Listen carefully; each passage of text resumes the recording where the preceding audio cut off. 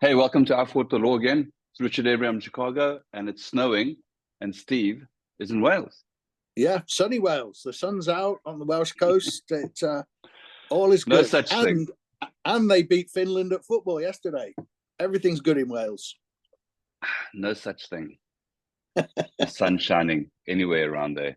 You know, I remember when I one of my trips to England early on, I went down to Torquay and Newquay, and I was like, this is like the South African coast. You know, sort of Margate area. It looks like those little towns, like surf towns.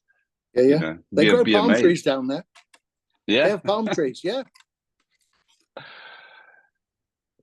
So today we're looking at cheap shots and dangerous play. And I think all of us as referees, I mean, especially when we start out refereeing, is that, you know, sometimes those cheap shots is something that you might not be aware of, you know, where you just go like, it's really something that's so outrageous and deliberate. It's like deliberate foul play. I mean, we're not necessarily talking about just reckless play, but deliberate foul play. And as we become more experienced in refereeing, you pick those up, right? And when you do, on most occasions, it's easy of how you deal with them, you know, once you have that experience. But early on, you might not.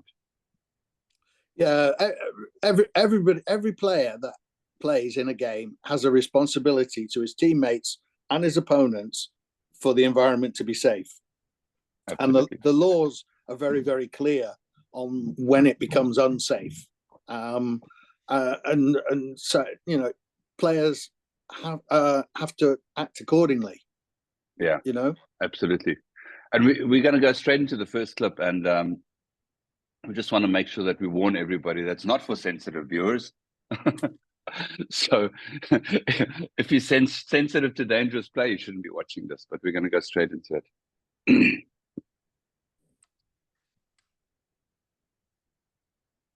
Ooh, ouch. That must hurt. And you know that sometimes with these things, I think because everyone's so much focused on this head contact protocol, that sort of everything else seems to be out the door. But this is just a deliberate late tackle to hurt somebody, right? The player had no idea. The tackler didn't have to go through, so whether he wrapped or not doesn't matter, right? No, I mean, you know, that's the old saying there. That wasn't so much a late tackle on him; it was an early tackle on somebody else. Because, you know, he was so late there and so dangerous. The player is actually relaxed after he's passed the ball, and you know, there is nothing that White Six could say. Sorry, ref, mistimed it. Sorry, ref. Da, da, da. The law is very, very clear there. You know, that is a late tackle, dangerous tackle, and that's a red card in everybody's book. Yeah, because I mean, often when we're talking about late tackles, they a lot of times they could just be marginal, right? So it's just a timing thing, and it could just be a penalty, or you know, if it happens a couple of times by a team or a player, it's easy to give a yellow card. But this one, there's no other decision on this field, right? No. I mean, in game management terms, if you don't penalise that, or one of you doesn't see that, the game is going to deteriorate very, very quickly because people will take the law into their own hands. So, you know, it's easy sometimes when you're refereeing to not be focused on that because it was so late. I mean, your attention is onto the person that's receiving the ball. But if you've got assistant referees, I mean, it's a good sort of coaching point for assistant referees is just dwell on the person that's passed the ball. Yeah. Just for a second, keep your attention on the person that's passed the ball, because it's, again, easy as an assistant referee to just follow the ball, which is what the referee should be doing. And you would hope in that situation as a referee, you had enough peripheral vision to have picked it all up. But as a referee, you would have heard that. You would have heard that. Well, I mean, on most occasions, especially there, I mean, like when you have the scrum's here and the ball's coming out this way, that as a referee, you're following the ball here, you know. We noticed on that occasion the referee went ahead, you know, which is taking a sort of shortcut. And on most occasions, we will want referees to just follow the ball. And when you follow the ball, that's going to happen right in front of you anyway, right? Yeah. I mean, there was two things in law there. That was, first of all, it was late. and secondly, it was extremely dangerous. The two things. I mean, that player that's made that, when that goes to disciplinary, would be looking forward to a long time on the sideline. Yeah, red card all day, every day. All day, every day. Yeah. There you go. And of course, the player was injured, right? Yeah.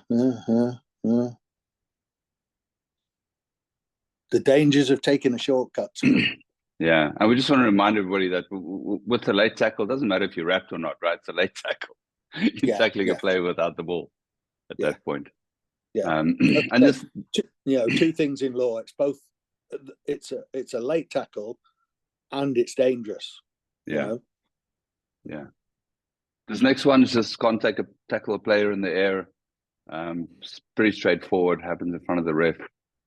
But it's obviously one of those difficult situations where it's the overthrow, players are all going for the ball, and it just suddenly happens, right?